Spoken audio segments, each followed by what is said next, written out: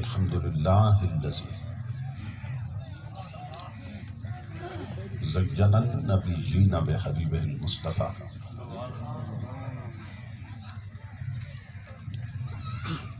ومن على المؤمنين بنبيه المجتبى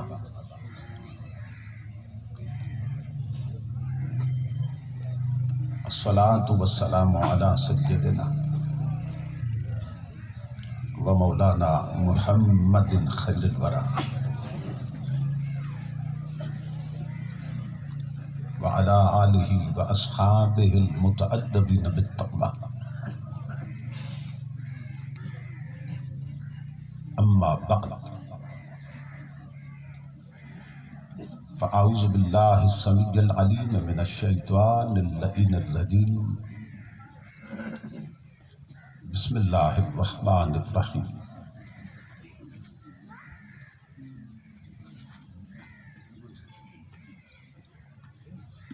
فاذكروا آلاء الله لعلكم تفلحون صدق الله مولانا العظيم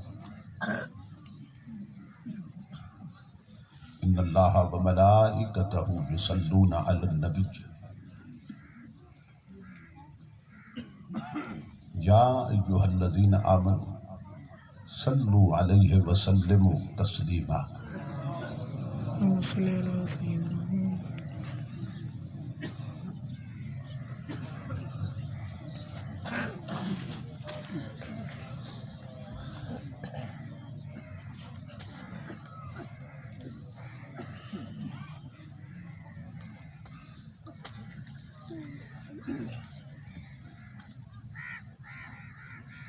لائق سر احترام خطیب اسلام، یادگار اسلاف، استاذ الحفاظ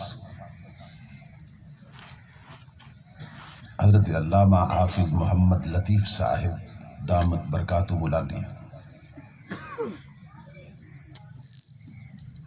دیگر معزز مشائخ و علماء کرام،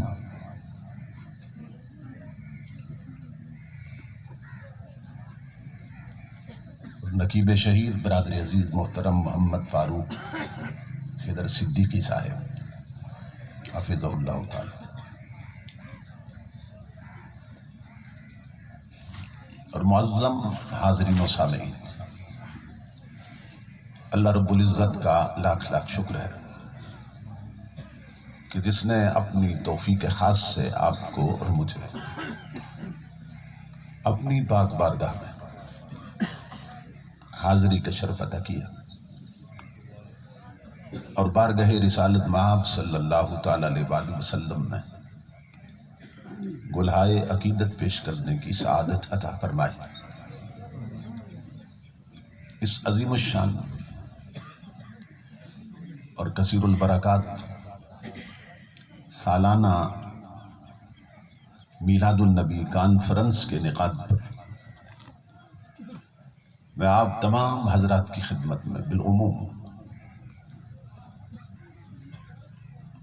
اور برادران محترم جناب پہلوان ٹامری صاحب، محترم جہانگیر صاحب، محترم ظفر صاحب،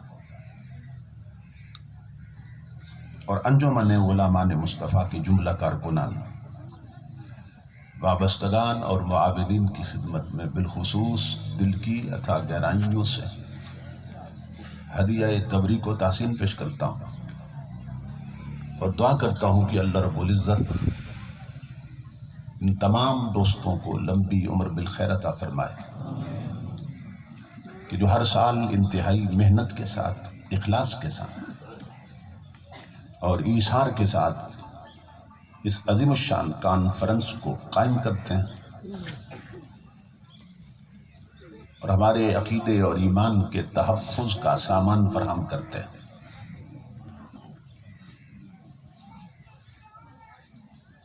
میں جگر گوشہ شیخ المشائخ،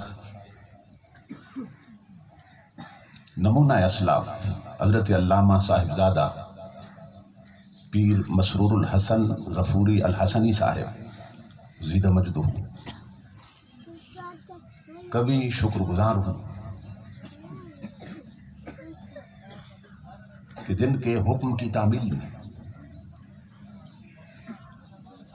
اور برادر محترم جناب پہلوان ٹانگری صاحب کی محبت بھری دعوت پر تاریخ کا تعین ہوا اور میں اس پاکیزہ مجلس تک پہنچا ہوں۔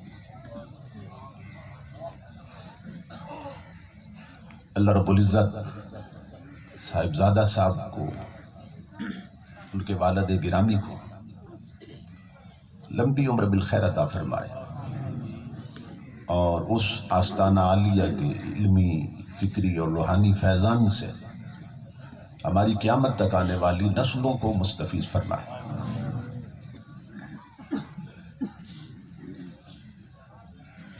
مجوزہ عنوان پر گفتگو کے لیے میں نے قرآن حکیم کے جو الفاظ تلاوت کرنے کا شرف حاصل کیا ہے، ان میں اللہ رب العزت نے ہمیں حکم دیا ہے کہ ہم اس کی نعمتوں کو یاد رکھیں، اپنی نعمتوں کو یاد کرنے کا، اپنی نعمتوں کو یاد رکھنے کا اور اپنی نعمتوں کا ذکر کرنے کا اللہ رب العزت نے ہمیں حکم دیا۔ ایک اور مقام پہ قرآن پاک میں اللہ رب العزت نے فرمایا وَأَمَّا بِنِعْمَةِ رَبِّكَ فَحَدِّثْ، اپنے رب کی نعمت کا چرچا کرو۔ ایک اور مقام پہ اللہ رب العزت نے قرآن حکیم میں فرمایا اذکروا نعمتی التی انعمت علیکم، میرے بندو میری اس نعمت کو یاد رکھو اور اس انعام کو یاد رکھو جو میں نے تم پہ کیا ہے۔ نعمتوں کا ذکر کرو، نعمتوں کا چرچا کرو، نعمتوں کو یاد رکھو، نعمتوں کی باتیں کیا کرو۔ مختلف انداز کے ساتھ قرآن حکیم میں 20 مقامات پہ اللہ رب العزت نے یہ حکم دیا، اور جو آیہ کریمہ میں نے تلاوت کی ہے اس میں اللہ رب العزت نے ان لوگوں کو اس پھل کی خبر دی ہے، ان ثمرات کی خبر دی ہے کہ جو نعمتوں کو یاد رکھنے والوں کو اس کی طرف سے عطا کیا جاتا ہے۔ یہ اس کا کرم ہے کہ وہ جب کسی چیز کا حکم دیتا ہے تو اپنے بندوں کو انتظار میں نہیں رکھتا۔ بندے سوچتے ہیں کہ اس نے یہ حکم دے دیا ہے تو اگر اس حکم کو مان لیں اور اس پہ عمل کریں تو کیا ملے گا، تو وہ انتظار میں نہیں رکھتا۔ جہاں حکم دیتا ہے نا ساتھ ہی بتا دیتا ہے یوں کرو گے تو یہ دوں گا، یوں کرو گے تو یہ ملے گا تمہیں۔ تو نعمتوں کو اگر یاد رکھیں، نعمتوں کا اگر ذکر کریں تو پھر کیا ملے گا؟ تو اس نے صاف ہی فرما دیا فَاذْكُرُوا آلَاءَ اللَّهِ، اللہ کی نعمتوں کو یاد رکھو، نعمتوں کا ذکر کرو،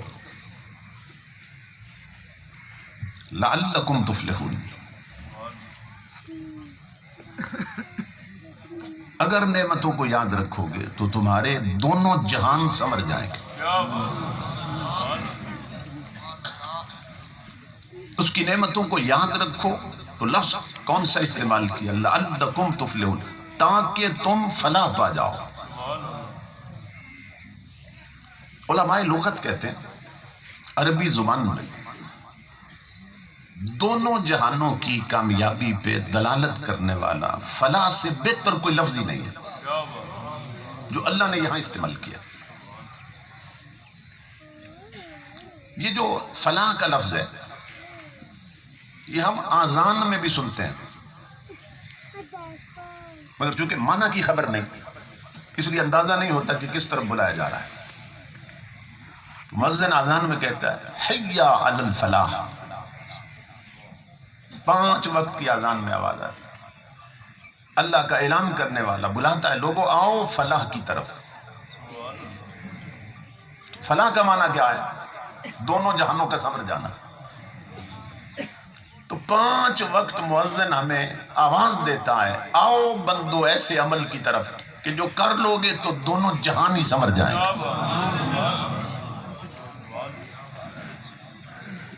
لیکن ہم اس کی سنی انسنی کر دیتے ہیں،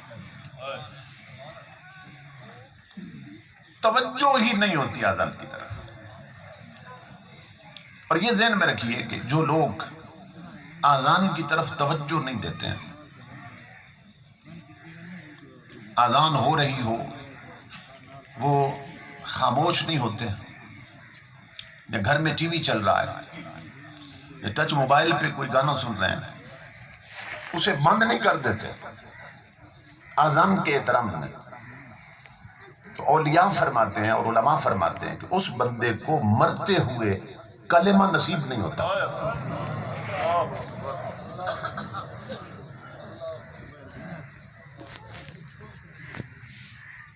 آذان اتنا بڑا بلاوا ہے اللہ رب العزت کا۔ نبی اکرم صلی اللہ تعالی علیہ وآلہ وسلم تشریف فرما تھے تو جب حضرت بلال نے آذان دی تو مرد بھی بیٹھے تھے اور عورتیں بھی بیٹھی تھی۔ عورتوں کی عادت ہوتی ہے 4 کہیں بیٹھ جائیں تو چپ نہیں رہتی، باتیں ضرور کرتی ہیں۔ تو حضرت بلال نے آذان دی تو عورتوں کی باتوں کی آواز آنے لگی، تو امام الانبیاء نے پھر عورتوں کو آواز دی حضور نے، فرمایا میری امت کی عورتوں، یہ جو باتیں کر رہی ہو اس سے بہتر بات نہ بتاؤں تمہیں؟ وہ خاموش ہو گئی۔ عرض کی اللہ کے حبیب فرمائیے، فرمایا اللہ کی عزت کی قسم جس طرح بلال کہہ رہا ہے نا آذان میں، جو بلال کہہ رہا ہے اگر تم ساتھ ساتھ کہتی جاؤ، آذان کے ختم ہونے پر 1,00,000 نیکی تمہیں عطا کر دی جائے گی۔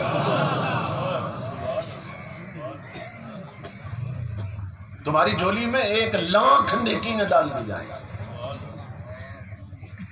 5 وقت آذان ہوتی مسجد میں، تو ہماری بہو بیٹیاں، گھروں کی عورتیں، مائیں بہنیں بیٹیاں اگر چپ کر کے سنیں اور جواب دیں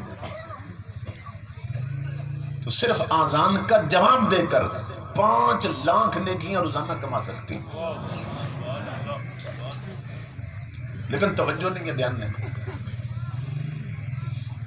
اب یہ خوشخبری حضور کس کو دے رہے تھے؟ عورتوں کو، کیونکہ باتیں وہ کر رہی تھی، چپ انہیں کروایا تھا حضور نے۔ تو صحابہ کرام نے جب یہ سنا نا تو وہ تڑپ اٹھے، عرض کی اللہ کے حبیب کیا یہ خوشخبری صرف عورتوں کے لیے؟ امام الانبیاء نے فرمایا نہیں، میں رحمت صرف عورتوں کے لیے نہیں، مردوں کے لیے بھی، میں سب کے لیے رحمت بن کے آیا ہوں۔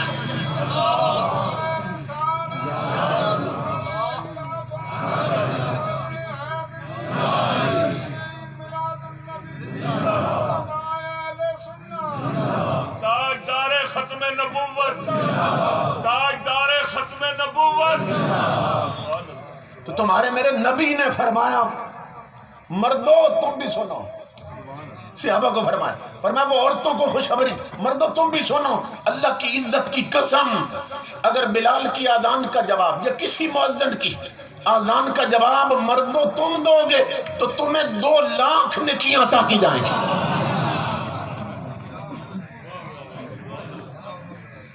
تو ہم اگر چاہیں مرد حضرات تو روزانہ 5 وقت کی آذان سن کے جواب دے کے نا 10,00,000 نیکیاں کما سکتے ہیں۔ لیکن ایمان اتنا کمزور ہو چکا ہے کہ ٹی وی پہ گانا چل رہا ہو، ٹچ موبائل میں گانا لگاؤ، ہوٹل پہ گانا چل رہا ہو، ادھر آذان کی آواز آئے نا تو پھر طلب کیا ہوتی ہے؟ طلب یہ نہیں ہوتی کہ گانا ختم ہو جائے یا گانا بند کر، اندر طلب یہ ہوتی ہے آذان جلدی ختم ہو جائے، میری فلم جو دیکھ رہا ہوں اس کو کوئی حصہ رہ نہ جائے آذان کی وجہ سے، جو ڈرامہ دیکھ رہا ہوں اس کا کوئی حصہ رہ نہ جائے آذان کی وجہ سے۔ یہ ہمارا اندر اتنا اجڑ چکا ہے، اندر اتنا اجڑ چکا ہے، باطن کی دنیا اتنی برباد ہو چکی ہے کہ گانے سنے تو من خوش ہوتا ہے، آذان سنے تو من میں تنگی آتی ہے۔ کس درجے پہ کھڑے. جلسوں کا مقصد صرف یہ نہیں ہوتا آئے اور کانوں کا چسکا پورا کر کے گھر چلے جائیں.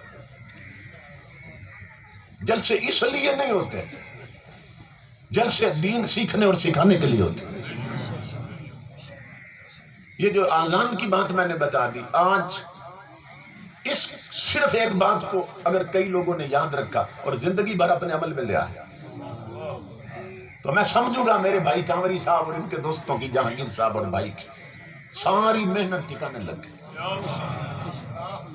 صرف ایک بات ہم نے اگر یاد کر لی، یہ دیکھیں نا، یہ کان ہے نا، کانوں سے ہی سنتے ہیں نا. کانوں کی شکل اللہ نے کیسی بنائی ہے؟ کبھی غور کیا آپ نے کانوں کی شکل کس شے سے ملتی ہے؟ سیپیاں نہیں ہوتی سمندر میں، سیپ یا سیپیاں، آپ کے علاقے میں اس کو کیا کہتے ہیں؟ سیپی کہتے ہیں، سپی کہتے تھے. کبھی سپی آج کل نا شو پیس کے طور پہ لوگ گھر میں رکھتے ہیں، تو اس سپی کو اٹھا کے نا ذرا کانوں کے ساتھ رکھ کے شیشے میں دیکھیں، اللہ نے جیسی شکل سپی کی بنائی ہے نا ویسی کانوں کی بنائی. تو سپی میں کیا بنتے ہیں؟ موتی بنتے ہیں سپی میں. سپیوں میں موتی بنتے ہیں. کیسے موتی بنتے ہیں؟ پروسیس کیا ہوتا ہے؟ جب بارش آتی ہے نا، سمندر پہ برستی ہے تو لہروں میں تموج پیدا ہوتا ہے، پورا سمندر ہل جاتا ہے. جب اوپر سے پانی گرتا ہے تو نیچے سے سیپیاں پھر اوپر آ جاتی ہیں، ان کے منہ کھلے ہوتے ہیں. جو سیپی اللہ کی رحمت کا قطرہ اپنے من میں لے لیتی ہے، بارش برس رہی ہے، رحمتیں اتر رہی، جو سیپی بارش کا قطرہ اپنے من میں لے لیتی ہے نا اور پھر سمندر کی تہہ میں چلی جاتی ہے. تہہ میں جانا ضروری ہے، من میں لے کر تنہا ہونا ضروری ہے. سمجھ رہے ہیں؟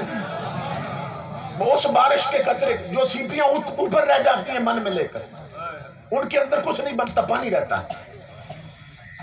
جو سیپیاں من میں رحمت کے قطرے سمیٹ کر سمندر کی تہہ میں چلی جاتی ہیں اور زمانے کی ہواؤں سے ان قطروں کو بچا کے رکھتی ہیں، میرے آقا کے غلاموں میں پھر قطرے قطرے نہیں رہتے، موتی بن جاتے ہیں. سبحان اللہ، اللہ اکبر، یا رسول اللہ. نعرہ تکبیر، حجہ کی نعرہ رسالت، نعرہ تحقیق، نعرہ حیدری اور بڑے حق علیہ سنت، تاجدار ختم نبوت. سبحان اللہ. اللہ رب العزت بتا رہا ہے، وہ میرے بندے، میرے مصطفیٰ کے غلام، میں نے سپیوں کی شکل میں کان بنا کے نہ تیرے سر کے ساتھ رکھ دیے کہ جب علماء بولیں گے یا رب کا قرآن بولیں گے یا نبی کا فرمان بولیں گے تو ان سیپیوں پر وہ رحمت کے قطرے اتریں گے. میں نے دونوں طرف سیپیاں لگا دی. اب یہ تیری مرضی ہے کہ زمانے کی ہواؤں سے بچا کے انہیں موتی بنا یا ضائع کر دے، یہ تیری مرضی ہے. تو جلسوں کا مقصد ہی دین سیکھنا اور سکھانا ہوتا ہے تاکہ آنے والے کچھ سیکھ کے جائیں، کچھ سمجھ کے جائیں. امام الانبیاء کے غلاموں، آذان اتنا بڑا عمل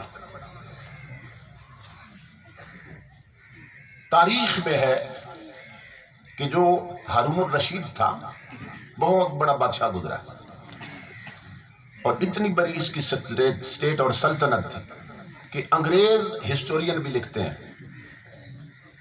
تاریخ لکھنے والے مورخ انگریز بھی لکھتے ہیں کہ یہ عجیب غلام تھا محمد عربی صلی اللہ علیہ وسلم.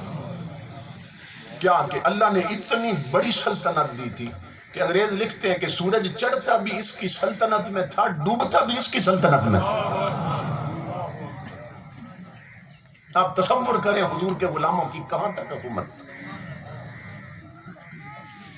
اور حال یہ تھا کہ ہارون الرشید جب دیکھتا نا بادل کا کوئی ٹکڑا اٹھا ہے، کسی سائیڈ سے نا بادل آ رہا ہے، تو بادل کے ٹکڑے کو دیکھ کر کہتا تھا وہ بادل کے ٹکڑے سن، جس جگہ مرضی ہے تیری جا کے بارش برسا. ٹکڑے کو کہتا ہے وہ بادل کے ٹکڑے جس جرا مرضی ہے جا کے برس، جہاں بھی برسے گا محمد عربی کے غلام کی حکومت ہوگی۔ اتنا بڑا حکمران۔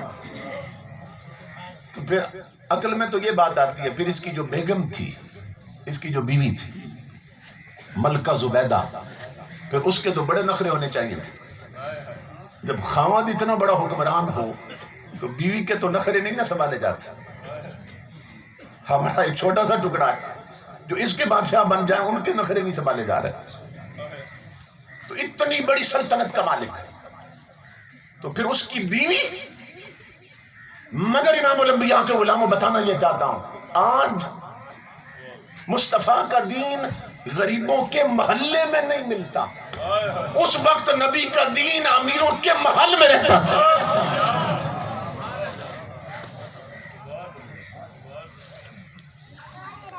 اتنے بڑے بادشاہ کی بیوی ہے، اتنے بڑے حکمران کی بیوی، تاجدار انبیاء کے غلاموں۔ تو نیکوں کی سہیلیاں بھی نیکی ہوتی ہیں۔ اس نے نا 300 لونڈیاں خریدی تھی۔ ملکہ زبیدہ نے نوکرانیاں خریدی تھی، اس دور میں لونڈیاں بکتی تھی، غلام بکتے تھے۔ 300 اس نے لونڈیاں خریدی تھی، جو اس کو جیب خرچ ملتا تھا وہ جمع کرتی رہی۔ 300 لونڈیاں خریدی، اور آپ حیران ہو جائیں گے کہ ہر لونڈی حافظ قرآن تھی۔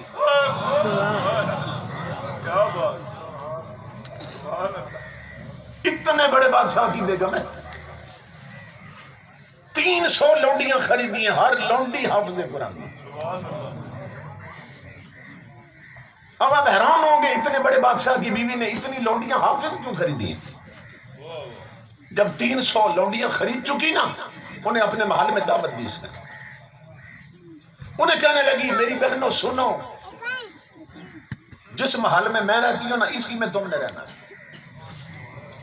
جو کپڑے میں پہنوں گی وہی تم پہنو گی، جو میں کھاؤں گی وہی تمہیں کھلاؤں گی، جو میں پیوں گی وہی تمہیں پلاؤں گی۔ میں نے تمہیں خریدا ہے، لیکن تمہاری ڈیوٹی صرف اتنی ہے کہ تم سب حافظ قرآن ہو۔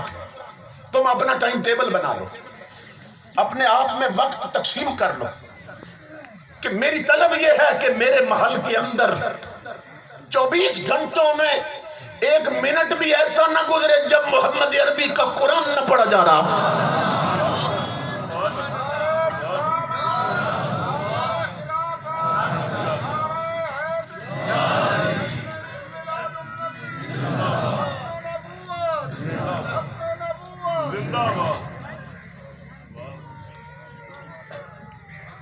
اتنے بڑے بادشاہ کی بیوی،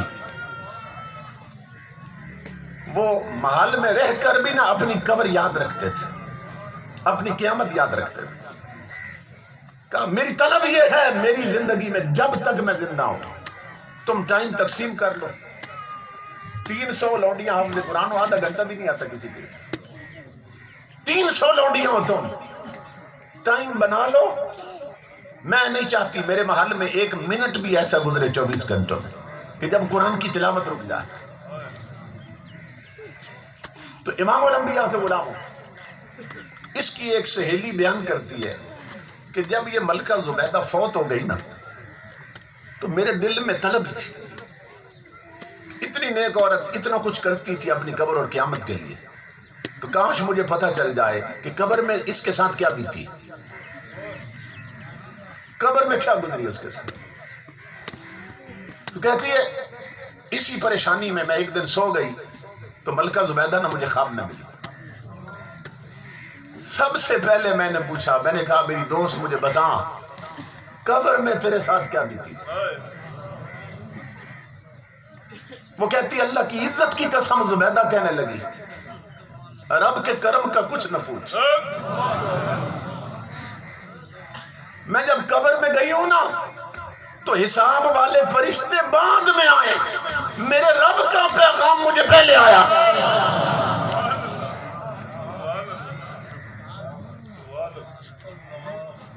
میرے آقا کے غلاموں، آقا کے میلاد میں آنے والوں، اس سے بڑا قدردان کوئی نہیں ہے۔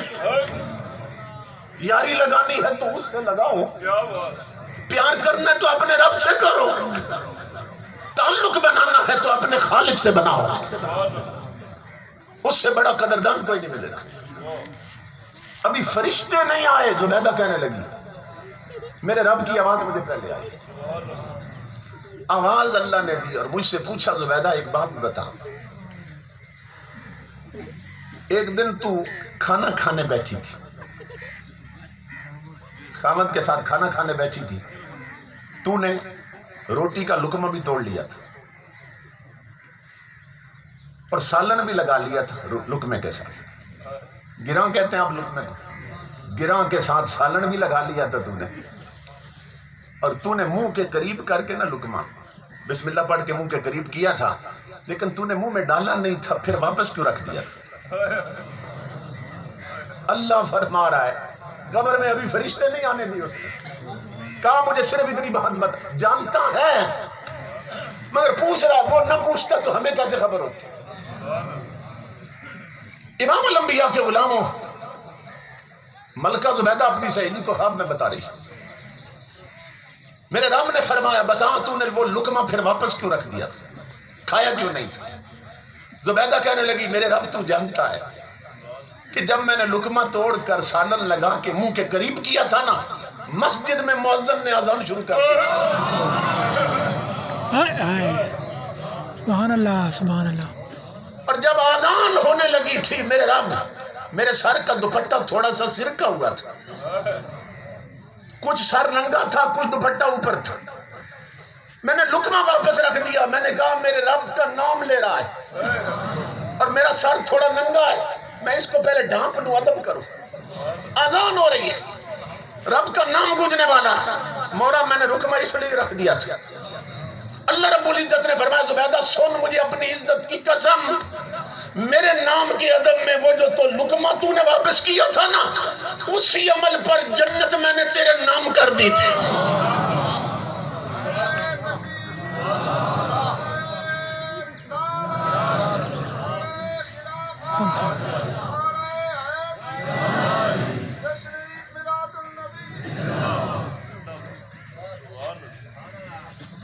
سمجھ رہے ہیں؟ تو میرے آقا کے غلاموں بخشش ہو سکتی ہے، بخشش میں دیر ہی نہیں لگتی، بخشش میں دیر نہیں لگتی ہے، لیکن دیکھنا یہ ہے کہ بخشش ہو جانے کے بعد کتنے لوگ ہیں جو پھر اس بخشش کو بچا کے رکھتے ہیں۔ آپ یہاں آئے نا، دور دراز سے لوگ آئے، میں اپنے عزیز گرامی محمد ارسلان صاحب جو ہر موقع پر جب بھی میں اس علاقے میں آؤں اپنے کاروبار کام کاج چھوڑ کے نا میرے ساتھ محبت کے ساتھ پھرتے، میں اس عزیز کے لیے بھی دعا کرتا ہوں اللہ دو جہان کی خوشیاں اور برکتیں انہیں عطا فرمائے۔ تاجدار انبیاء کے غلام، آپ آئے دور دراز علاقوں سے سفر کر کے، لیکن صورتحال کیا بنتی ہے کہ بندہ جب گھر سے نکلتا ہے، بہت سے لوگ اپنے گناہوں کی وجہ سے جہنمی ہو چکے ہوتے ہیں، بدبخت ہو چکے ہیں، لیکن جب ذکر نبی کی مجلس میں آ کے بیٹھ جاتے ہیں نا، اللہ کی عزت کی قسم اللہ رب العزت فرماتا ہے کہ یہ بندے آئے ہیں میرے حبیب کے لیے، میرے محبوب کے لیے، اور گواہ ہو جاؤ فرشتوں یہ بیٹھ تو گئے، اٹھنے سے پہلے میں انہیں جنتی بنا دوں گا، کیونکہ اور کوئی غرض نہ تھی، یہ صرف میرے محبوب کے لیے آئے، میرے محبوب کا ذکر سننے آئے، تو ان محفلوں کی حاضری کو چھوٹی حاضری نہ سمجھا کرو۔ ماشاءاللہ۔